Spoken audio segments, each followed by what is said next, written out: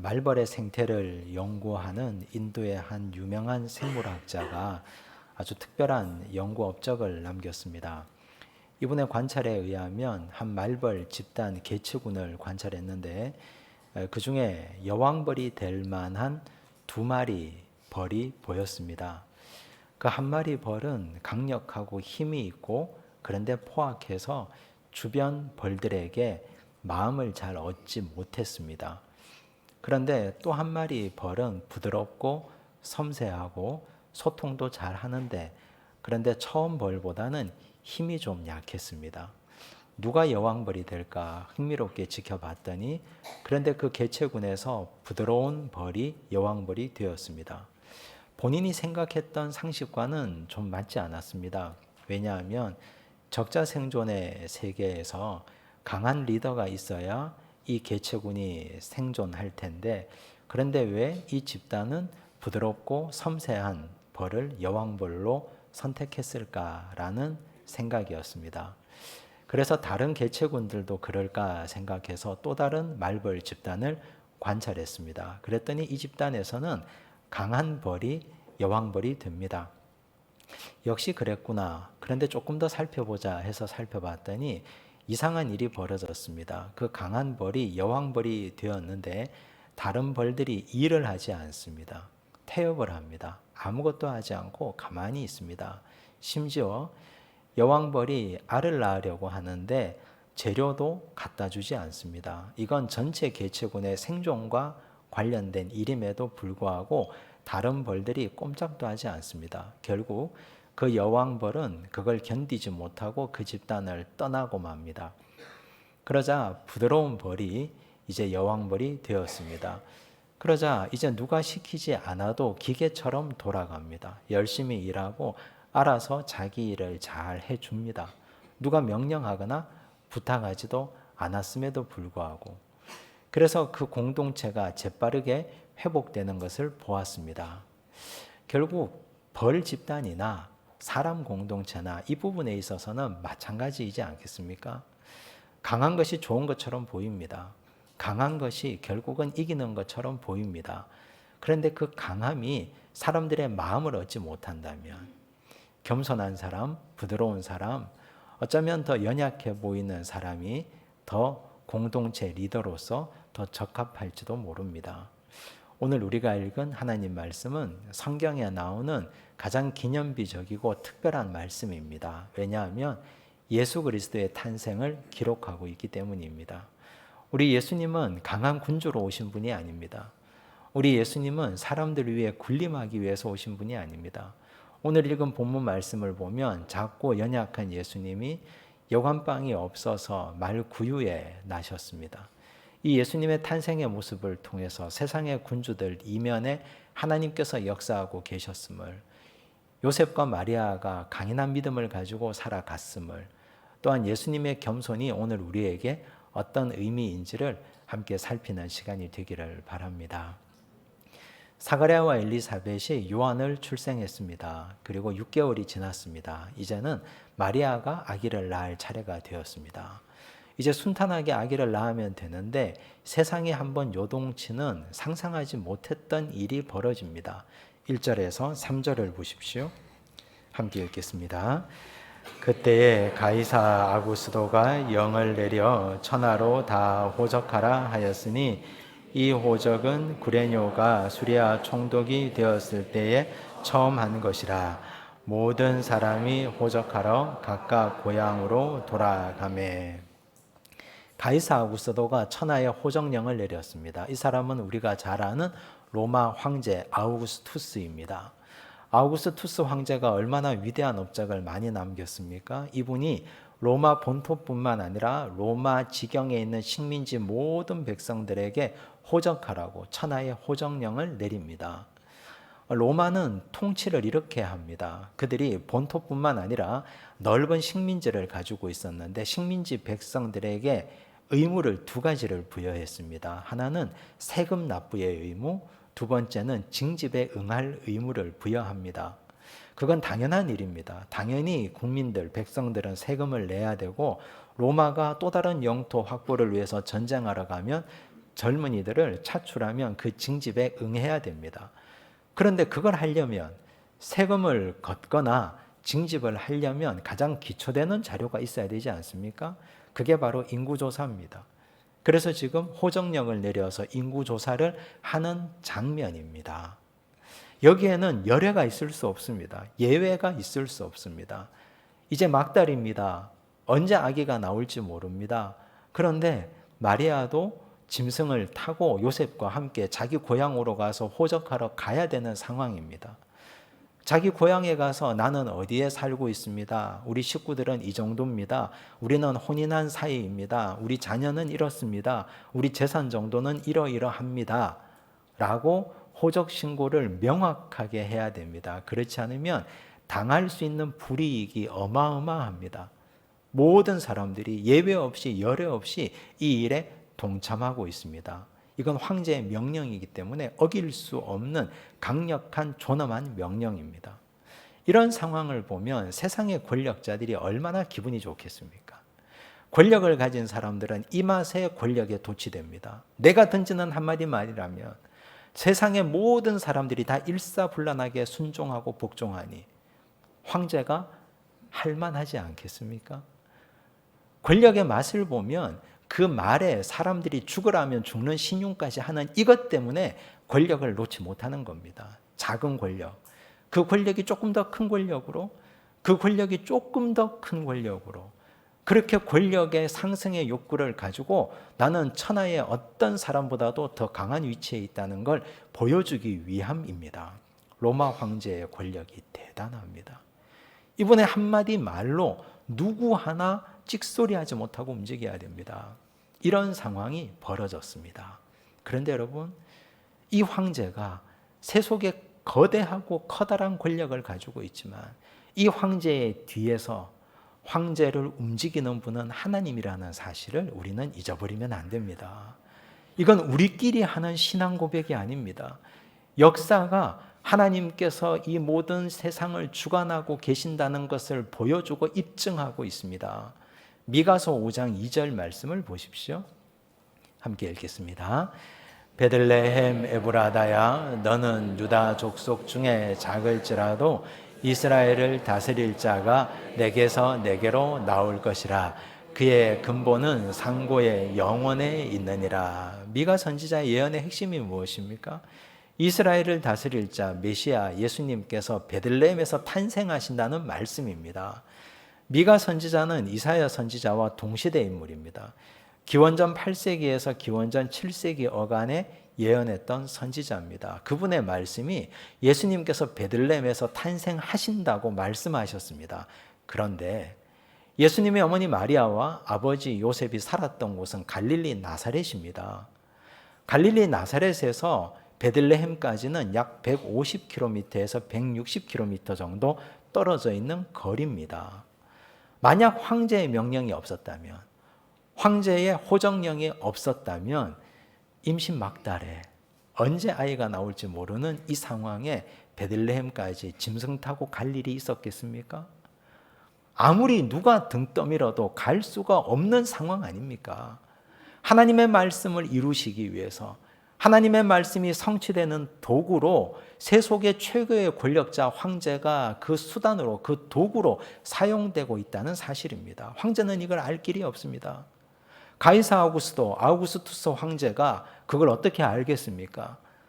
내 말 한마디에 전 세계 모든 사람들이 다 움직인다는 이 쾌감을 가지고 그가 정치하고 있는데, 그런데 그는 모르고 있는 것이 있습니다. 그도 역시 하나님 손 위에 있다는 사실을.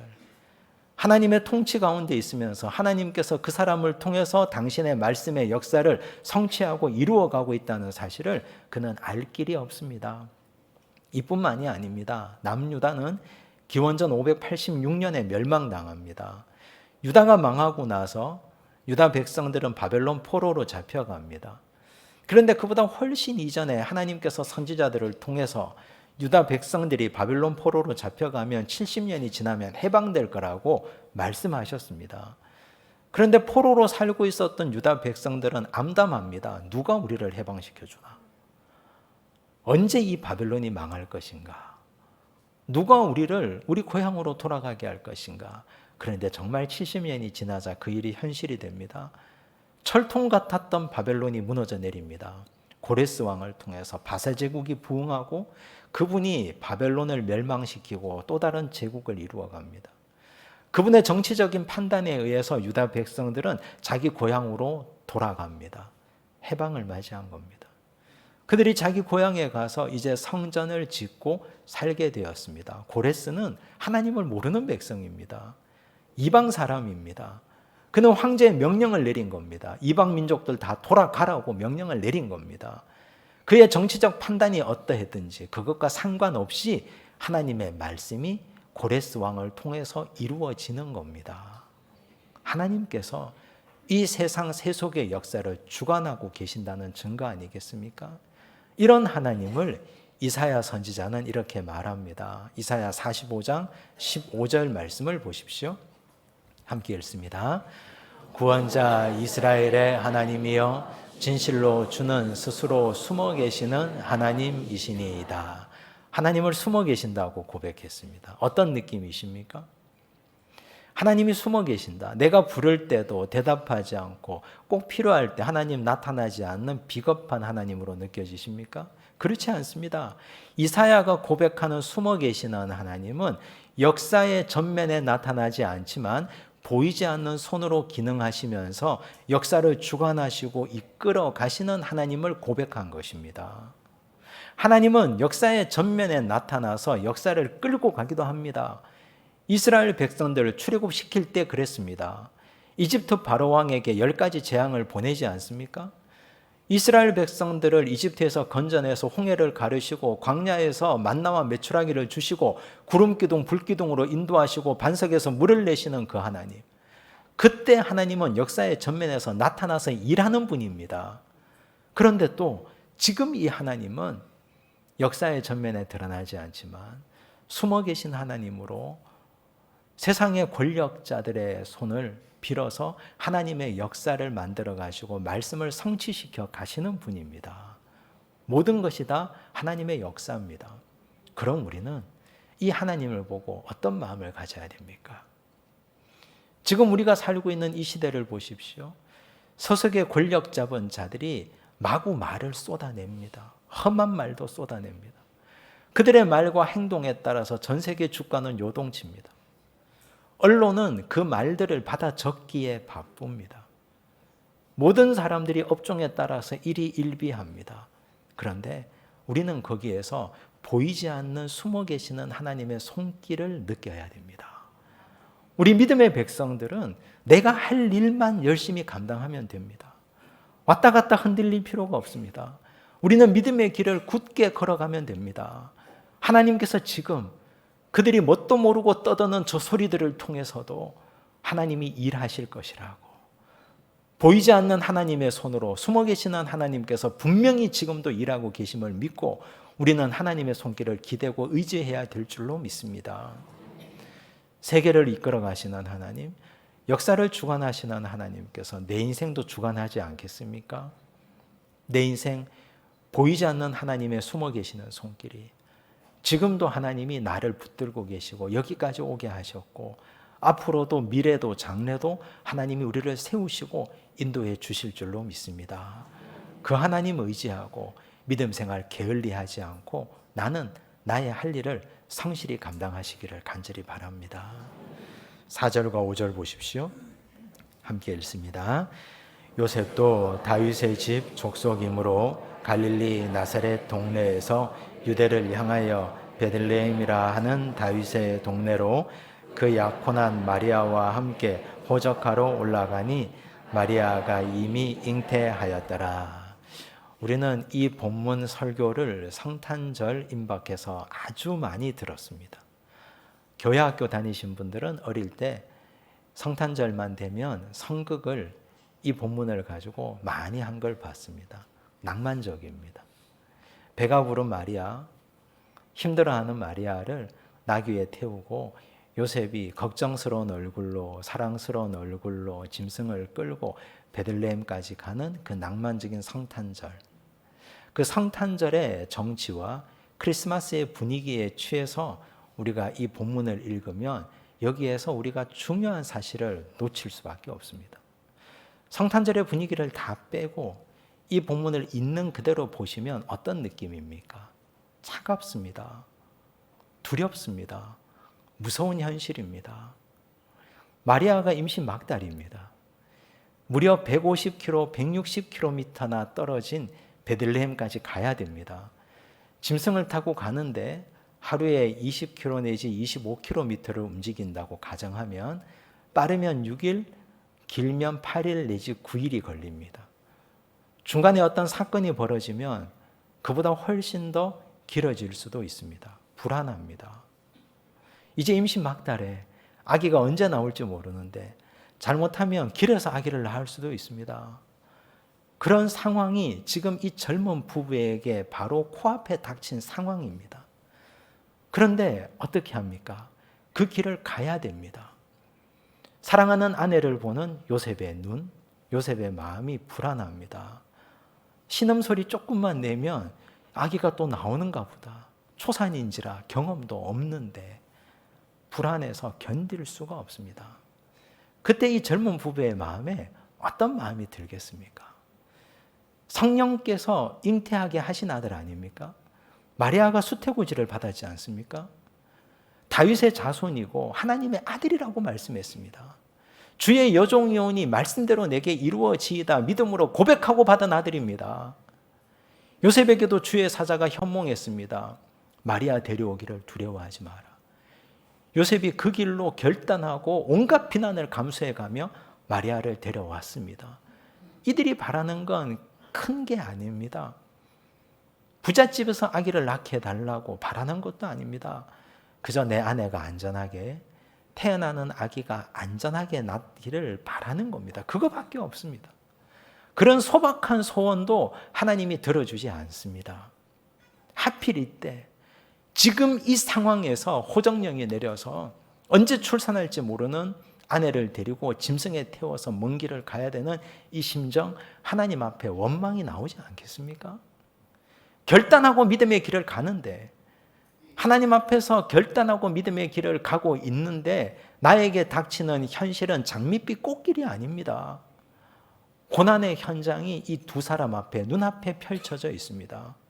마음속 깊은 곳에서부터 하나님을 향한 원망과 불신, 과연 이 길이 맞나? 그런 마음이 왜 들지 않겠습니까?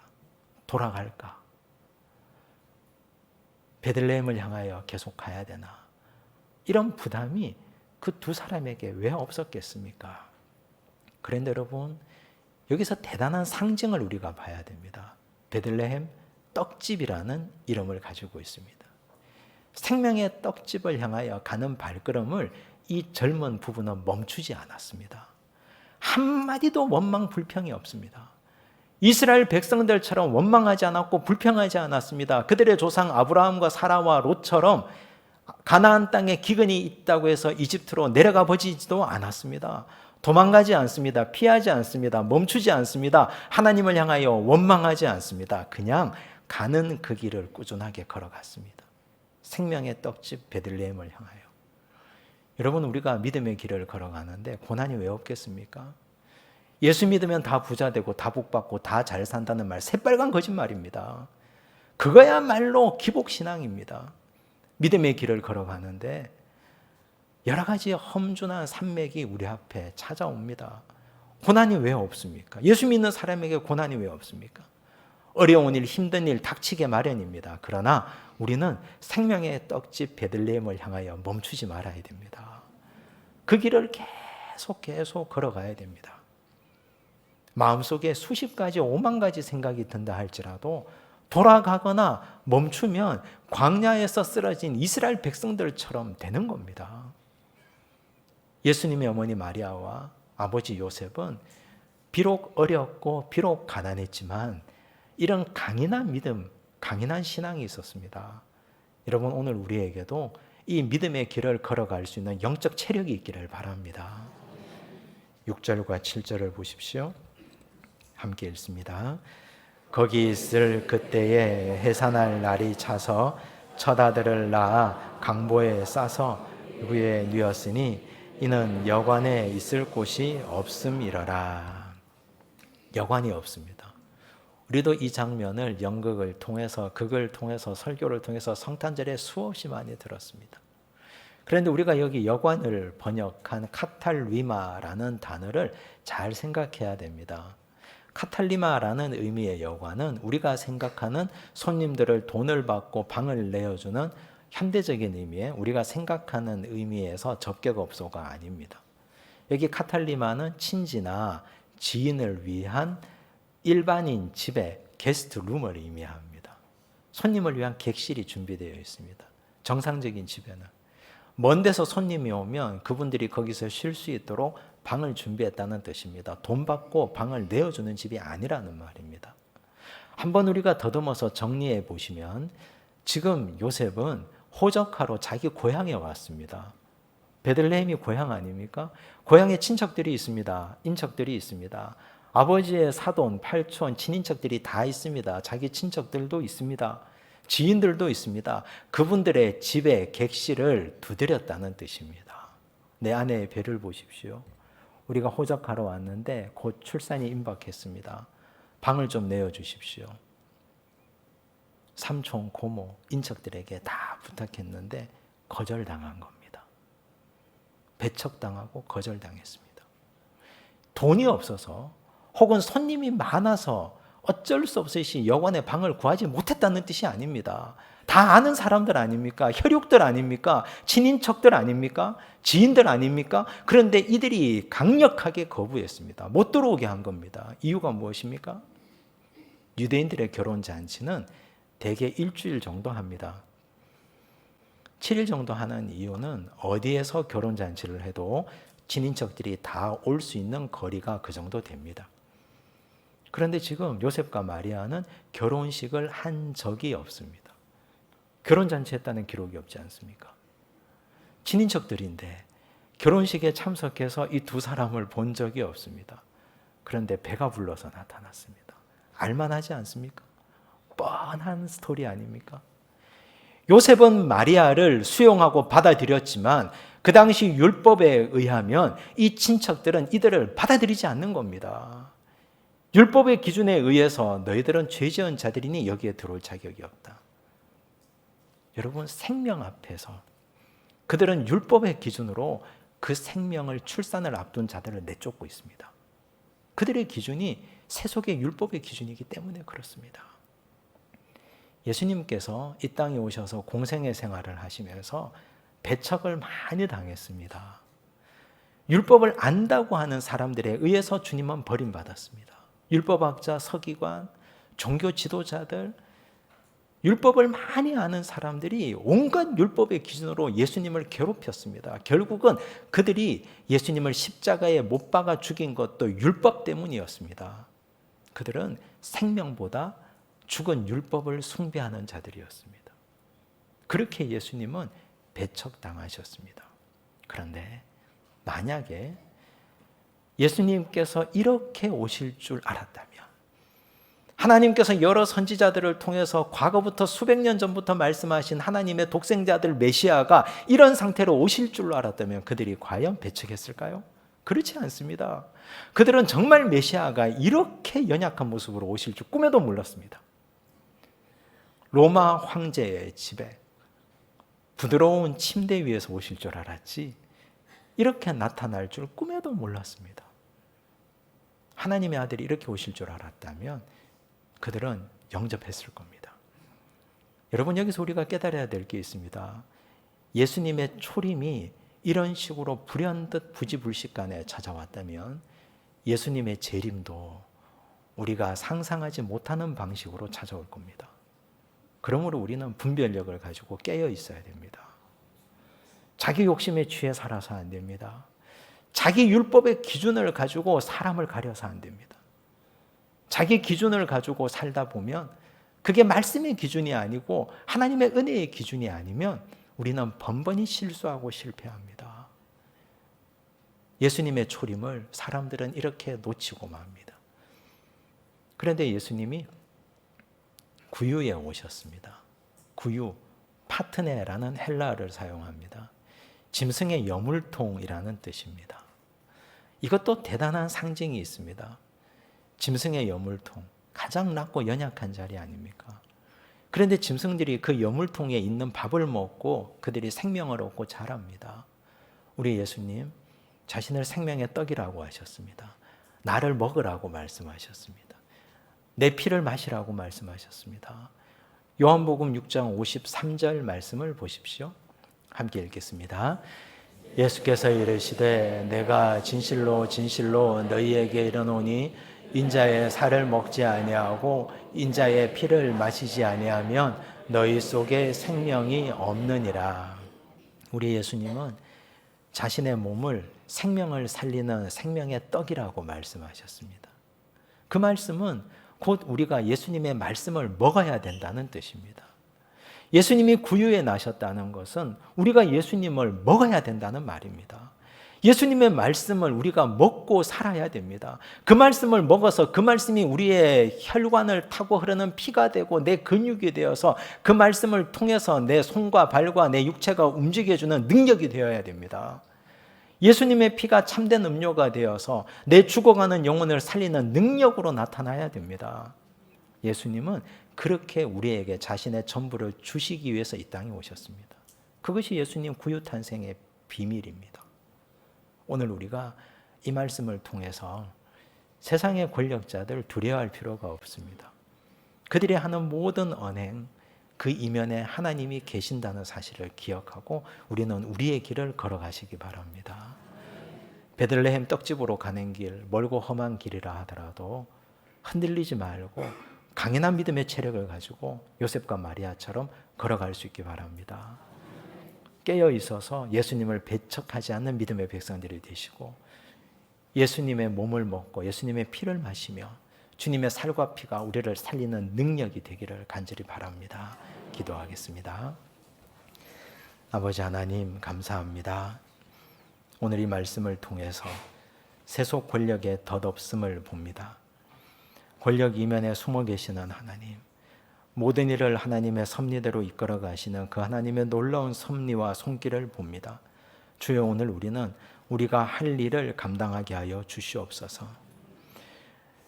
만삭의 몸으로 베들레헴 생명의 떡집을 향하여 발걸음을 옮기면서도 불안해하거나 불평하거나 불만을 내뱉지 않았던 마리아와 요셉처럼 우리도 믿음의 길을 올곧게 걸어가게 하여 주시옵소서.